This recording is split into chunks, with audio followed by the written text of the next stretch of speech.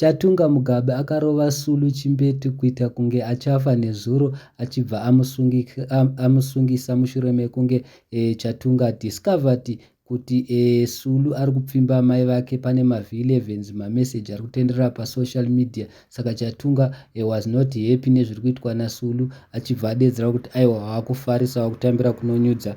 Chatunga nhasi apindura achiti kuna Sulu, hanzi Sulu uri mhata, mameseji ako SND nawo. Ndozvataurwa naChatunga mushure mekunge akamurova nezuro kuti anga achafa, nhambva amusungisa kune mapurisa, asi mapurisa azomusunungura zvake Sulu achiti aiwa hatingasunge munhu nekuti atari kuda amai vako. Ingwani kana ukatarisa mameseji vaipindurana zvakanaka, pamwe maybe mai vako vanomuda. Handizivi mai vaChatunga munoziva ndiGrace Mugabe, asi vazokuru mbuya Nandi vataura zvinhu zvakawanda zvakasiyana siyana. Aripo mumwe munhu auya akati iye Chatunga Mugabe calm down, haupindire nyaya dzevabereki.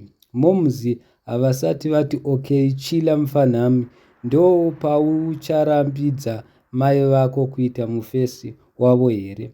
Vanhu ava vakazodanana unopashaya pekugara. There is nothing wrong with what Sulu Chimbetu did here. He likes your mother period. Ndezviri kutaurwa nemumwe munhu. Asi pamamessages amushomaona takuscreenshotelai munogona kuaona paripo pari kutotaura Grace Mugabe achidedzera kuti who are you, Sulu achipindura achiti Sulu wekwaChopa.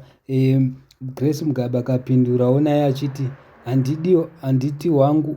Grace naye akapindurawo achiti uri kudei, zvikanzi naSulu aiwa pane chandinoda kukutengerai sezvo paine birthday renyu riri kuuya mama.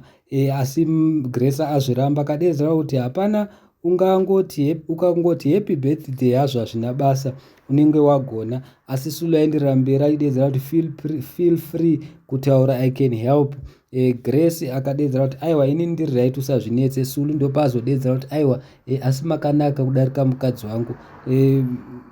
Grace akazopindura achidedzera kuti iwe mufana iwewe unofarisa, une musikanzwa. So guys, handizivi tinodini nazvo, asi Grace azopindura kuti asi unoda bona here, akaramba akati imi.